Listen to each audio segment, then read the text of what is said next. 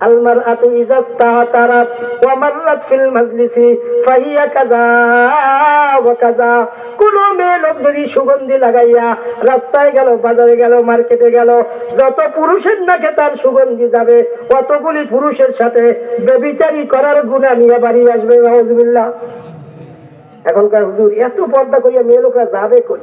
ফোকায়ে কেরাম বলেন মেয়ে লোকদের 5টা জায়গায় যাওয়ার জন্য অনুমতি আছে পর্দার সাথে, তাও যদি বিবাহ হয় স্বামীর অনুমতি লাগবে। কয় জায়গা বলেন? কয় জায়গা? 1 নাম্বার, যদি কোনো মেয়ে লোকের উপরে হজ ফরজ হয়, হজের উদ্দেশ্যে ঘরের থেকে বের হইতে পারবে, মুহররম সাথে থাকতে হবে, ছেলে থাকতে হবে, অথবা স্বামী, অথবা নাতি, অথবা বাবা, কি আছে না, যাদের সাথে দেখা দেওয়া শরীয়তে বৈধ এবং যাদের সাথে বিবাহ হারাম, এরকম মুহররম থাকতে হবে। ওনার টাকা আছে কিন্তু কারে নিয়ে যাবে এরকম কোন লোক নাই। প্রতিবাসী ইমাম সাহেব অন্য পর নারীর সাথে যাওয়া যাবে? তা কি করবে? তোমার টাকা দিয়া যে কোনো একটা লোক দিয়ে বদলি হজ করাও, কারণ তোমার পর্দার গুরুত্ব এই হজের থেকে বেশি। যেহেতু তোমার মুহররম নাই, তোমার পর্দা নষ্ট হয়ে যাওয়ার সম্ভাবনা কি? তো দেখেন পর্দার মতন, পর্দার বিধান কত মজবুত। হজের মতন ফরজ তোমার মুহররম নাই, যাওয়া যাবে না। 2 নাম্বার, কোন দিনই জটিল কঠিন কঠিন মাসআলা শেখার জন্য মেয়ে লোকরা ঘর থেকে বের হবে ওইভাবে পর্দা করিয়া। 3 নাম্বার, জীবিকার ব্যবস্থা নাই, পর্দার সাথে জীবিকা অর্জন করার জন্য ঘরের থেকে বের হইতে পারবে। 4 নাম্বার, ডাক্তারি প্রয়োজন, ঘরে বসে ট্রিটমেন্ট অসম্ভব, এই ট্রিটমেন্টের জন্য ওই রকম শরীর পর্দা করিয়া বের হইতে পারবে। 5 নাম্বার, নিজের আপনজন, নিজের বাবার বাড়ি, নিজের বাবাকে দেখতে মনে চায়, মাকে দেখতে মনে চায়, এইরকম নিজের আপন আত্মীয় স্বজনকে দেখার জন্য বের হইতে পারবে। এই কয় কাজ? 1 নাম্বার হজ, 2 নম্বরে দিনের জটিল কঠিন মাসালা যেটা ঘরে বসিয়ে শেখা সম্ভব না, কোন হক্কানি আলেমের কাছে গিয়ে শিখতে হবে। 3 নম্বরে জীবিকা, 4 নম্বরে কি বলেন? ডাক্তারি প্রয়োজন, 5 নম্বরে নিজের আত্মীয় স্বজনের কাছে, আপন আত্মীয় স্বজন যাদের কাছে গেলে পর্দা লঙ্ঘন হয় না। এই 5 কাজ ব্যতীত অন্য কোন কাজে মেয়ে লোকদের ঘরের থেকে বের হওয়া জায়েজ নাই। এখন যদি লাল শাক কিনতে বাজারে যায়, শীতের কাপড় স্বামী আনলে পছন্দ হয় না, বাজারে যায়, যেতে পারেন, সমস্যা নাই। গেলে কি ক্ষতি হবে? কি আল্লাহ পাকের হুকুম লঙ্ঘন হবে। আমার উস্তাদ বলতেন, উড়ি পোকার পাখা হইলে মক্কা যেতে চায়, ফেস্য পাখি দেখা পাইলে মদিনা দেখায়। উড়ি পোকা যতদিন পাখা হয় না ততদিন ঘরের কোথায় থাকে? গর্তের মধ্যে থাকে। যখন পাখা গজায় তখন মিছিল শুরু করে, থাকবো না কেউ বদ্ধ করে, দেখবো এবার জগৎটাকে কেমন করে ঘুরছে মানুষ, যুগান্তরের ঘূর্ণি পাকে একটা ছোট্ট ছিদ্র করিয়া উড়ি পোকারা বের হইতে থাকে, আর চতুর্পাখে পাশে ফেস্য পাখিরা অপেক্ষা থাকে, যে বের হয় তাকে খায়। উড়িয়া কেউ মক্কা মদিনা যাইতে পারে না। বুঝছেন তো? তদ্রূপ মেয়ে লোকরা যদি মনে করে পুরুষদের যেরকম হাত আছে, মহিলাদের আমারও হাত আছে, পুরুষদের পা আছে, আমাদেরও পা আছে, আমরা কেন পিছে থাকবো? আমরাও পুরুষের মতন পুরুষের কাঁধে কাঁধ মিলে কাজ করব, কি বলেন? এরকম যদি ধারণা কেউ করি তাহলে ওই উড়ি পোকার অবস্থা হবে। ভাই আমাদের হায়াত অনেক লম্বা না কম? অনেক লম্বা না কম? ওদের মেরে মোহতারাম দোস্তার বুজুর্গ, যদি জান্নাতে যেতে চাই তাহলে কোরআন শরীফের আমল করি। ও মুসলমান অধীনস্থ মা বোন যারা আছে তাদেরকে পর্দায় ঢুকাই। জাহান্নাম থেকে যদি বাঁচতে মনে চায়, নচেত আল্লাহ পাকের নবী বলছেন 3 প্রকার মানুষকে আল্লাহ পাক বিনা হিসাবে জাহান্নাম দিবেন। 1 নাম্বার মুদমিনুল খামার, যারা মদ খায়, গাঁজা খায়, আফিম খায়, তওবা ছাড়া মারা যায়। এখন বর্তমানে এলাকায় সব প্রায় জায়গায় দেখা যায় ছোট ছোট বাচ্চারা গাঁজা খায়, গার্জিয়ান ফিরায় না। এটাকে জরুরি মনে করে পোলাপান্ডু খাও। রাসূল বলেন যারা মদ খায়, গাঁজা খায়, আফিম খায়, তওবা ছাড়া মারা যায়, রাসূল বলেন বিনা হিসাবে জাহান্নামী। 2 নাম্বার ওয়াল আত, ওই সমস্ত ছেলে মেয়ে যারা পিতা মাতাকে মারে, পিতা মাতার সাথে অসৎ আচরণ করে, এই সমস্ত ব্যক্তিরা বিনা হিসাবে জাহান্নামী। 3 নাম্বার দায়ুস আল্লাযী ইয়াকিরু ফি আহলিল কুবুর, দায়ুস বলবে ওই ব্যক্তিকে যারা তার নিজের ঘরের মধ্যে গুনার কাজ চালু রাখে। বাবা হইয়া ছেলে নামাজ পড়ে না, ডাকে না, ফজরের সময় কি নিজে আস্তে আস্তে লাড়ি ভর দিয়ে যায় কোথায়? মসজিদে। নিজের 14-16 বছরের ছেলে ঘুমাইয়ে রয়েছে কিন্তু ডাকে না। নিজের স্ত্রী নামাজ পড়ে না, ডাকে না। নিজের ছেলে নিজের মেয়ে নামাজ পড়ে না, ডাকে না। কি এরকম মা বাবা আছে না? তাহলে যে সমস্ত ব্যক্তি তার অধীনে নাতি আছে, ছেলে আছে, মেয়ে আছে, পুত্রবধূ আছে, উনি একটু রাগ দিলে, একটু বললে তারা শোনে, কিন্তু সে বলার প্রয়োজন মনে করে না। ওনার নাম কি? নিজের স্ত্রীকে যদি পর্দায় রাখতে চায় সে থাকে, কি বলেন? কিন্তু সে কোনো সময় বলে না যে তুমি পর্দায় থাকো। কোন ব্যক্তি যদি অসুবিধা মনের মধ্যে আছে, পর্দা খুব স্ত্রীর কাছে মাঝে মাঝে কয়, হুজুরদের বয়ান অনুযায়ী যা শুনি আমরা তো ধরা, তারও ঈমান থাকবে।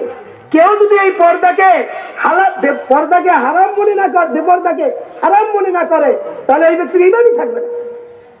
এই জন্য মেরে মোহতারাম দোস্ত আর বুজুর্গ, রাসূল করিম সাল্লাল্লাহু আলাইহি ওয়াসাল্লাম এক হাদিসের মধ্যে বলেন, قال رسول الله صلى الله عليه وسلم المرأة إذا صلت خمسها وصامت شهرها وأحسنت فرجها وأطاعت بالها فلتدخل من أي أبواب الجنة شاءت। কোন মেয়ে লোক যদি চারটি আমল করতে পারে, আমি রাসূল ঘোষণা দিলাম ওই মহিলার জন্য জান্নাতের 8টি দরজা খোলা। কাম কয়টা? চারটি।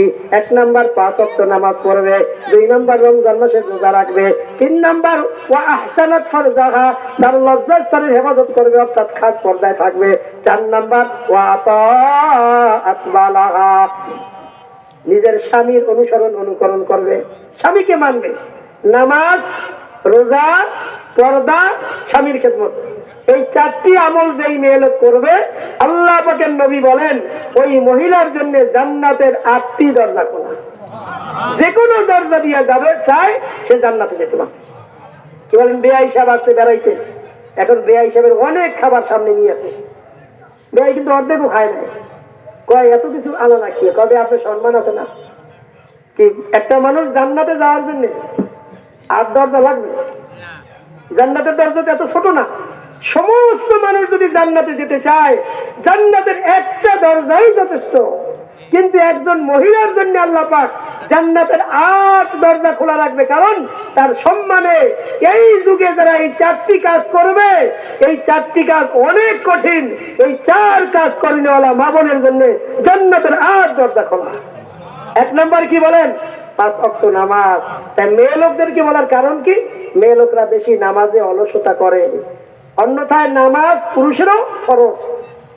ইমাম আবু হানিফা রাহমাতুল্লাহ মাযহাব, কোন মেয়ে লোকের সন্তান প্রসবের সময় হয়েছে, সন্তান হবে, মাথা বের হয়েছে, এখনো সন্তান বের আসে না, পানি বের হয় না, মাথা বের হয়েছে দেখা যায়, তো ওই সময় আসরের নামাজের টাইম, বলে এখনো তার জন্য ওই আসরের নামাজ সন্তানের ক্ষতি না হয় উযু করিয়া পড়া ফরজ। কোন পুরুষ ভাই সাগরে জাহাজ ডুবে গেছে, হাবুডুবু খাচ্ছে, দেখতেছে সূর্য ডুবে যাচ্ছে, কয় আসরের নামাজের টাইম, ওই সময় ইশারা হইল আসরের নামাজ তার উপরে ফরজ, আসরের নামাজ ইশারার সাথে পড়ে নেয়। নামাজের গুরুত্ব কম না বেশি? এই জন্য মুসলমান আল্লাহ পাকের নবী বলেন, যে ব্যক্তি 5 ওয়াক্ত নামাজ ঠিকভাবে আদায় করবে, আল্লাহ পাকের ওয়াদা আল্লাহ পাক তাকে মাফ করে দিবেন। আর যে 5 ওয়াক্ত নামাজ পড়বে না, আল্লাহ পাকের কোনো তার প্রতি কোনো ওয়াদা নাই। আল্লাহ পাক ইচ্ছা করলে মাফও করতে পারেন, ইচ্ছা করলে আযাবও দিতে। হাদিস শরীফের মধ্যে রাসূলুল্লাহ সাল্লাল্লাহু আলাইহি ওয়াসাল্লাম পুরুষ ভাইদের জন্য সুসংবাদ দিবেন, যেই পুরুষ 40 দিন যাবত প্রথম তাকবীরের সাথে নামাজ পড়বে, ইমাম সাহেব আল্লাহু আকবার বলছেন, সেই আল্লাহু আকবার বলিয়া প্রথম তাকবীরের সাথে ইমামের পিছনে নামাজ পড়বেন, আল্লাহ পাকের নবী বলেন ওই ব্যক্তিকে 2টি পরোয়ানা দেওয়া হবে, বারাতুম মিনান নার ওয়া বারাতুম মিনান নিফাক। 1 নাম্বার আল্লাহ পাক তাকে জাহান্নামের খাতা থেকে নাম কেটে দিবেন, 2 নাম্বার তাকে মুনাফিকের খাতা থেকে নাম কেটে দিবেন। কি ভাই, এজন্য 5 ওয়াক্ত নামাজ তো পড়বই, কিন্তু তাকবীরে উলার সাথে এক বুজুর্গের কথা লিখছেন, 70 বছর যাবত তাকবীরে উলার সাথে নামাজ পড়ছে, এবং যারা তাকবীরে উলার সাথে নামাজ পড়বে, জামাতের সাথে নামাজ পড়বে, এদের ইন্তেকালের সময় ঈমান নসিব হবে। বলেন ঈমানের সাথে মৃত্যু হবে কার? যারা জামাতের সাথে, যে সমস্ত পুরুষ ভাইরা নামাজ পড়বে। মেয়ে লোকরা পড়বে কোথায়? ঘরে। পুরুষ ভাইরা পড়বে কোথায়? মসজিদে জামাতের সাথে। এই জন্য জামাতের সাথে যেই ভাই নামাজ পড়বে, আল্লাহ পাক তাকে ঈমানের সাথে মৃত্যু দিবে। হাদিস শরীফের মধ্যে রাসূলুল্লাহ সাল্লাল্লাহু আলাইহি ওয়াসাল্লাম একদিন নামাজের আলোচনা করতে গিয়ে বলছিলেন, মান হাফাযা আলাইহা কানাত লাহু নূরাও ওয়া বুরহানাও ওয়া নাজাতা ইয়াউমাল কিয়ামা ওয়া মান লাম ইউহাফিজ আলাইহা লাম তাকুন লাহু নূরাও ওয়ালা বুরহানা ওয়ালা নাজাতান ওয়া কানা ইয়াউমাল কিয়ামাতি মা ফিরআউন ওয়া হামান ওয়া কারুন ওয়া উবাই ইবনে খালফ আও কামা ক্বালা রাসূলুল্লাহ সাল্লাল্লাহু আলাইহি ওয়াসাল্লাম। আল্লাহ পাকের নবী বলেন, যে ব্যক্তি নামাজের হেফাজত করবে, পাঁচ ওয়াক্ত নামাজ ঠিকভাবে আদায় করবে, এই ব্যক্তির নামাজ তার জন্য নূর হবে, দলিল হবে, নাজাতের কারণ হবে। যে ব্যক্তি নামাজের প্রতি গুরুক্ষেপ করবে না, এই নামাজ তার জন্য নূর হবে না, দলিল হবে না, নাজাতের কারণ হবে না।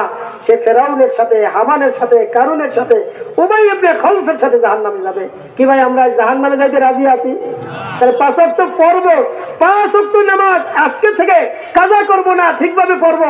কে কে রাজি আছি? নারায়ে তাকবীর, আল্লাহু আকবার। হাত নামাই ভাই। হাদিস শরীফের মধ্যে আল্লাহ পাকের নবী শীতকালে একটা হাদিস বয়ান করেছেন। শীতকালের হাদিস বলুন। আল্লাহ পাকের নবী বলেন, হে আমার সাহাবায়ে কেরাম, এমন একটা আমলের কথা তোমাদেরকে বলবো, যেই আমল তোমাদের গুনাহ মাফ করে দিবে এবং তোমাদের জান্নাতের মধ্যে পজিশন বৃদ্ধি করে দিবে। সাহাবায়ে কেরাম বলেন, ক্বালু বালা ইয়া রাসূলুল্লাহ, ও নবীজি কেন নয়? অবশ্যই আমাদেরকে গুনাহ মাফ হওয়ার আমল এবং জান্নাতে বড় লোক হয়ে চিরজীবন জান্নাতে যাওয়ার আমল অবশ্যই বলবেন।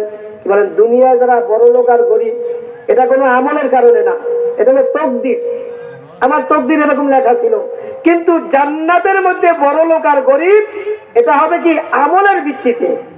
লাইসা লিল ইনসানি ইল্লা মা সাআ। আল্লাহ পাক বলেন, কষ্ট ছাড়া কোনো ইনসান কিছু পাবে না। কষ্ট মানে আখিরাতের জন্য কষ্ট করতে হবে। এই যে শীতকালে কষ্ট করিয়া উজু, আল্লাহ পাকের নবী বলেন, এই গুনাহ মাফ হবে, জান্নাতে বড়লোক হবে তিনটা আমল করলে। কয়টা আমল? ইসবাগুল উজুই আলাল মাকারিহি। শীতকাল যখন ঠান্ডা পানি হাতে নিতে মনে চায় না, ওই সময় ভালোভাবে উজু করা।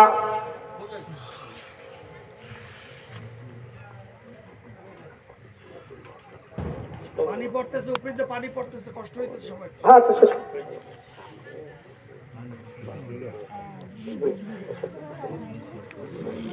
আল্লাহ